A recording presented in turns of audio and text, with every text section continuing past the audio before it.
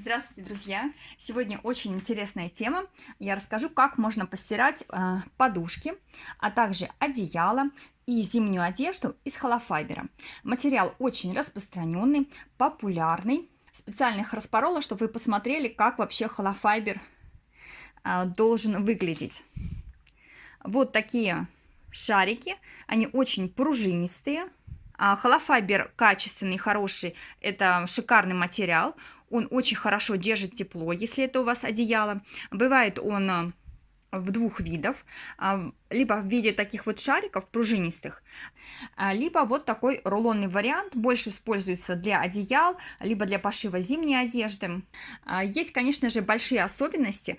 Часто получается так, что вы вот берете подушку из холофайбера, либо одеяло, либо зимнюю одежду теплую, стираете, и в итоге она у вас полностью в комках, и, казалось бы, вещь можно выкидывать. Такое часто встречается. Я расскажу, что с этим сделать, как не допустить такой ситуации, и также как исправить, если вы после стирки получили одежду, либо там подушки, одеяло с комками. Друзья, прежде чем я расскажу про стирку, как ее лучше всего провести, чтобы у вас вещь была после стирки как новенькая, я расскажу буквально вкратце о самом материале холофайбер, чтобы было понимание, что вообще от этого материала можно ожидать, а на что рассчитывать не стоит. Материал, во-первых, чем он классный? То, что он состоит из пружинистых волокон, которые склеены термическим способом. То есть с помощью температуры здесь вообще не используется клей. Поэтому это очень экологичный вариант по сравнению с другими наполнителями. И также идеальный для аллергиков. Важный момент, что холофайбер, он очень теплосберегающий, то есть под одеялом будет очень тепло, также зимняя одежда идеальна. Холофайбер, он не впитывает влагу. И в то же время он хорошо пропускает испарение. Поэтому под такими одеялами вы не будете потеть, и в то же время будет тепло. Также холофайбер не впитывает какие-то неприятные запахи, гипоаллергенный. И в нем не заводятся какие-то полевые клещи, не размножаются бактерии и также плесень. То есть материал очень хороший, гигиеничный, и в принципе часто его стирать не нужно, благодаря его вот таким хорошим свойствам. Материал очень легкий, имеет равномерную структуру. И что очень важно, материал очень устойчив к сжатию. И если вы на подушке спите уже несколько месяцев, то она не должна уменьшиться в объеме, стать плоской. Но непонятно, почему все-таки некоторые подушки из холофайбера на самом деле теряют свою форму буквально там через пару месяцев использования. В этом кроется как раз секрет. Дело в том, что не всегда наполнитель действительно качественный холофайбер. Его еще называют так первичка, либо первичный холофайбер. Холофайбер качественный должен быть белого цвета, вот такими катышками, ну либо рулонный вариант, то есть как вот такая ткань. Если уже у вас холофайбер не белого цвета, а зеленого, либо какого-то желтого, то, скорее всего, это либо не холофайбер, либо это какое-то вторичное сырье, может быть, даже произведенный какой-то материал из отходов, и он не будет выполнять свои функции. То есть покупной товарный вид классный, все пышно, 2 месяца поспали на подушке, и она сплющилась. Поэтому ожидать от того, что после стирки у вас такая вещь будет хорошо выглядеть, не стоит. Скорее всего, она просто скомкуется еще сильнее. И второй момент очень важный. Если вы покупаете подушки, и у вас есть молния на подушке, и вы можете открыть и посмотреть содержимое. Ну вот здесь более-менее напоминает холофайбер, но я опять же не очень уверена, что это действительно очень качественный холофайбер, либо вообще холофайбер. Очень похоже, конечно, но стирка все покажет. И если вы покупаете подушку, есть молния, вы можете открыть ее, можете посмотреть содержимое. Некоторые производители, они даже дают в дополнение вам наполнитель, и вы можете подогнать подушку под себя. Если молнии нет, если холофайбер непонятного цвета, то, скорее всего, это некачественный холофайбер, либо же это вообще не холофайбер. Моя вторая подушка. Я ее тоже распорола, чтобы вам показать. А здесь вот, как вы видите, шарики не сильно отделяются друг от друга. Более пружинистый материал. Ну, тоже напоминает по качеству холофайбер. Подушка более такая упругая. Возможно, она просто больше набита, поэтому такая по ощущениям. Возможно, это тоже не совсем качественный холофайбер, но стирка, конечно, все покажет. Как же все-таки стирать вот такие подушки из холофайбера? На самом деле на изделиях может быть указан совершенно разный диапазон температуры. То есть можно постирать при 30 градусов и до буквально 90. Все, конечно, зависит от производителя, какую они технологию используют, от других тканей, которые также присутствуют. Да, это подушка-наперник, либо одеяло, ткань, из которой сшито одеяло, не только наполнитель. Ну, в общем, я считаю, самый оптимальный вариант – это стирать при 40 градусах и деликатный режим. Я всегда использую жидкое моющее средство. Оно лучше всего выполаскивается. Также я выставляю двойное полоскание, чтобы моющее средство полностью ушло и не было даже от него запаха.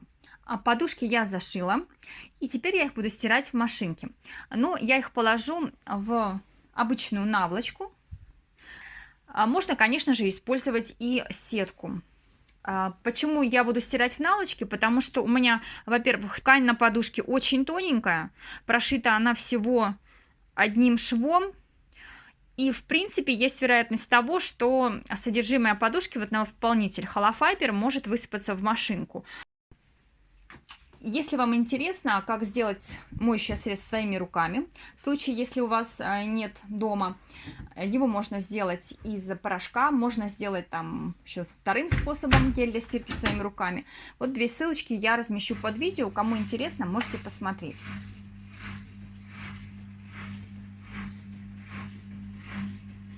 Машинка у меня отстирала. Посмотрим, что получилось. Друзья, вот это вот у меня одна из подушек, которую я стирала. Что можно сказать? Ну, во-первых, такое ощущение, что она уже сухая. Потому что, как я говорила ранее, холофайбер, он не впитывает влагу, он очень хорошо пропускает. Поэтому сушиться такая подушка будет очень быстро. Ну, вот в данном случае подушка, мне кажется, она немножко сбилась. Ну, в общем, такая же пружинистая. Ну, чуть-чуть есть вот здесь вот разделение на такие вот большие секции. В принципе, можно ее руками немножко распороть и взбить, распределить равномерно. Но я делать не буду. В принципе, она меня устраивает. И вторая подушка. Она была менее набита холофайбером.